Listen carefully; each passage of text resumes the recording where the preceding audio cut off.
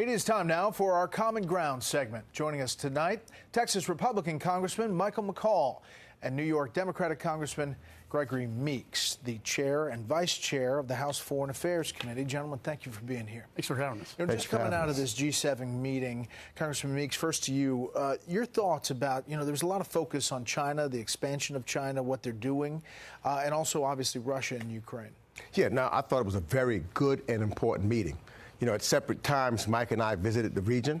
And I think that when you look at those in the Indo-Pacific and in the region and they're concerned about the cohesive nature of China holding their economic values against them and want to make sure that we're working together. So working together with our G7 allies to make sure that we're reassuring our Indo-Pacific allies that we're working together to make sure that they will not have to worry about us moving anywhere else, but standing with them to prevent China from using its prohibitive type of coercive power against them was tremendously important. There was one thing the president said, Congressman McCaul, that raised some eyebrows, and trying to interpret what he said and meant.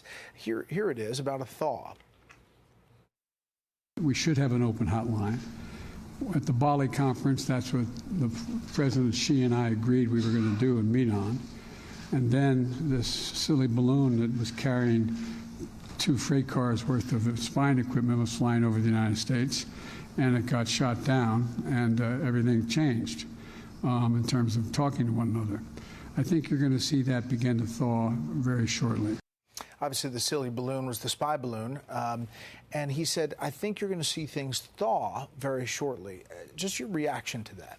Well, it wasn't a silly balloon, it was a spy balloon. It went over 3 of our nuclear sites in the United States. But having said that, I don't think our relationship is thawing. However, I do agree there should be a hotline. I remember, John Kennedy had a hotline with Khrushchev that avoided the Cuban Missile Crisis. I think it's important that world leaders have that kind of communication and not discommunication. I think Chairman Xi had shut down all communications, even with the Secretary of State, and I think that's an important thing to have. I think the G7 was successful in the sense of dealing with economic coercion. Chairman Xi said, I want all countries dependent on my supply chain so that when appropriate, I can cut them off. Very important. And I think with Ukraine, we had great progress with the F-16s. I was very glad to see that approved. Now we just have to train the pilots. So speaking of that, Brigadier General Pat Ryder on the F-16, and that is a change of U.S. policy. The security assistance that we're providing them is for them to use inside Ukraine as part of their efforts to defend their country and their sovereignty.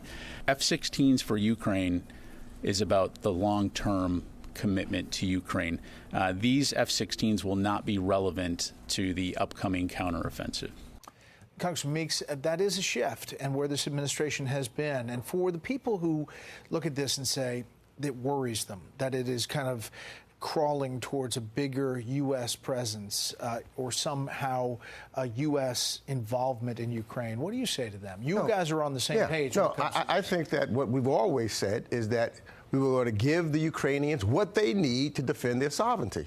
And that's exactly what the general was talking about, and why I think it was important to have that agreement at the G7 with all of our NATO and all of our allies in the other G7 countries, saying that we're going to train them together. We'll supply the F-16s together. We'll work together so that, because the message here is we cannot allow someone to invade a sovereign nation. We thought those days was over back in the 30s. And what has taken place here is we've got to send that strong message that we're going to stand together and we're not going to allow Russia to invade the sovereign nation or take the property therein. And we're going to do what we need to collectively to give to Ukraine what they need to protect themselves. You all work on a number of different things together. You travel together, right? I mean, for people who say there's this huge split, you're working side by side on a number of different things. You have differences, right? And what we agree to disagree when we disagree, but we do it civilly. We don't have to do it with vitriolic rhetoric, toxic rhetoric. We probably agree on 80% of foreign policy, 20% maybe not. But when we don't agree, we do it in a very civil tone. I think that's important. Our committee has always been like that, Foreign Affairs Committee, partisanship stops at the water's edge. And we think that, and when you travel abroad, you're not Republican or Democrat, you're an American first. And that's how the other countries see us. And we try to present a united front with a united voice as Americans. You agree with that? Yeah, no, I can agree 100%. And you know what? And I think that the fact that we do talk, Chairman McCaul gives me all the respect in the world, just as I gave him. That's mutual. And, this thing that some of the public thinks about, that because you're in a different party, that you got horns or something is wrong with you, or, you don't ever agree on anything, should not be. We could not get what makes the United States, I believe, the greatest government and the greatest country in the history of this earth, is how we have our democracy. Democracy means that you don't agree all the time, and you're able to debate in a civil manner what your disagreements are, and then work it out, and then come to a conclusion that's the benefit of the entire country. And I think that's what we try to do. I mean, that's literally how we started this thing, and it has just kept on rolling, and more of the pairs of Democrats, Republicans coming back here to talk about how they're working together. Let me end on this, and maybe there is a little split here on this debt ceiling increase. The negotiations are still going on. A lot of people say usually the fiscal cliff, we get to it and you guys figure it out. But the logistics are starting to get a little tough here as far as actually physically getting it done. Yeah, I would agree. I was with the speaker at lunchtime. I think we've made a lot of progress since the weekend. One thing most of us agree in a bipartisan way is that to default on our full faith and credit is not a really smart idea. It's going to send our financial markets into a tailspin. And while you can say that bravado type of rhetoric, it's not going to be good for our economy or world markets. And so, we want to work together. I think at the staff level, and I know Speaker McCarthy had a one-on-one with the president. I think, you lock him up in the room till June 1st, get something done. Biden used to negotiate these things, for the Democrats with the Republicans in the past, and I think we can get there. We just need to, if we're going to raise the debt ceiling, what we want are meaningful spending cuts in exchange for that. Right. Congressman Meeks, how do you see it? I mean, logistically, can you just get it done? Even if you agree today, can you make the deadline? Well, I truly hope so, because just as Mike said, we've got to get it done. The full faith and credit of the United States is on the line. I don't think there's any disagreement with that. Defaulting on our debt should not and cannot happen. So we must get it done, and we must tell our colleagues, who may want specific things, that we've got to compromise. And I think that that's what you see taking place right now. At least I hope that's what's taking place within the discussions between the president and the speaker, and that then each side, when the president comes up and the speaker agrees, that each side, when the speaker comes to his conference, they would agree with the speaker that he's negotiated a deal. Likewise, when Leader Jeffries figures out and talks to the president and finish, he comes talk to our side, and we then come together. Everybody may not get everything that they want, but what we do know, we cannot allow the full faith and credit of the United States to fail. We don't cover it every day, but obviously things are happening in Syria. U.S. policy, sometimes a little murky when it comes to that place. Where do you see Syria? Syria has always been in disarray. It's very confusing foreign policy-wise.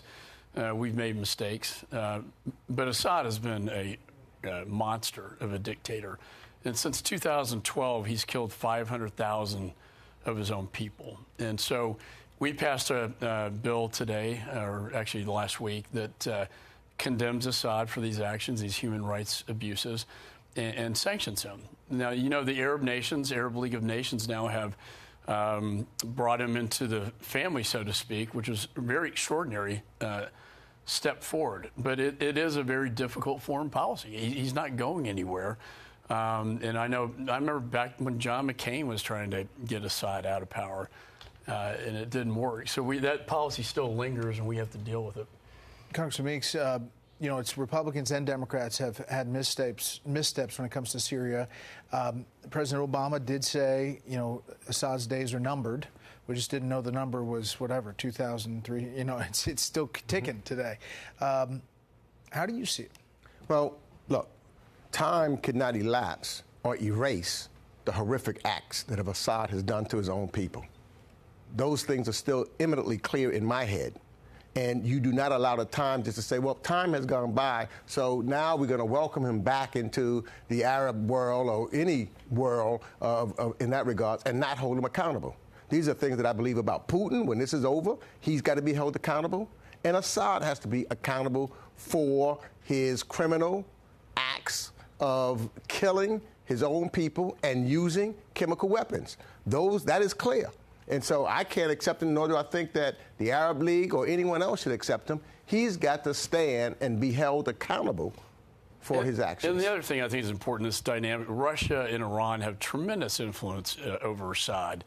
So it was very extraordinary to see the Arab nations. I think they're just trying to make peace with him. But no, the driving forces here geopolitically are Russia and Iran and Assad, because Russia and Iran want access to the Mediterranean, and they want to control Syria.